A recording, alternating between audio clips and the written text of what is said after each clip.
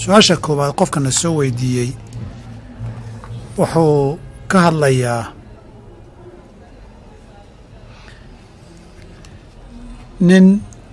waddamada Yurub jooga bahalkan qamaarka iyo ciyaartiisa bartay xaaskiisii ay isku qabsadeen carruur badan oo haysa iskana xanuunsan tahay markii dambana ay ku heshiiyeen haddii uu mar dambe bahalkaa ku laabto inay ka furan tahay kadibna ku laabtay su-aashu waxay tahay inuu sheegaya inuusan ogeyn marka uu ciyaarayay inuusan ogeyn inuu sheegayo haddaba su-aashu hadday tahay dalqadaasi ma dhacaysaa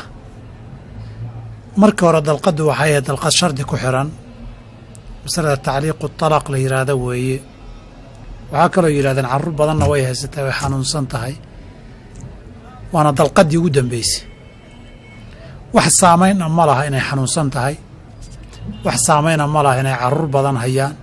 wax saamayna ma laha carro gaala inay joogaan waxaan kaloon wax saamayn a lahayn inay dalqaddii saddexaad tahay iyo tii koowaad inay tahay wax saamaynna ma laha keliya siday wax u dhaceen sharciga dalaaqu kaftan iyo kas isku mid waaye halaathun jidduhunna jiddun wa hasluhunna jiddun dalaaqaa ma dhacayaa asalka haa uu dhacayaa waa dalaaq shardi ku xidhnaa oo dalqaddaa inay ka furan tahay haddii uu mar dambe ciyaartaa ku noqdo iyo qamaarka xaaraanta sida uu qirsan yahay waana ku noqday wuu xasuustaa inuu shardigaa lahaa inuu ku noqdayna wuu xasuustaa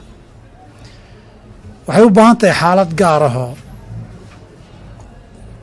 markii uu ku noqonayey marka dambe waan mirqaamay waan isgaran waayey iyo waa gaar markii uu ku noqonayey hadduu isagoo maankiisu uusan joogin oo waalan ku noqday qofaan maankiisu joogin dee qof waalan waayo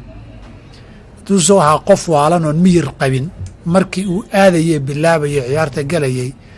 dee qof waalan oon miyir qabin waxba kama furmaan laakiin haddii ay tahay meesha jacayl iyo mirqaanu uu u galay kadib buu mirqaamay ay tahay dee dalqadu way dhacaysaa kas iyo kaftanba dalaaqu haddii sidii sharciga waafaqsaneed loo rido u dhacaya qofka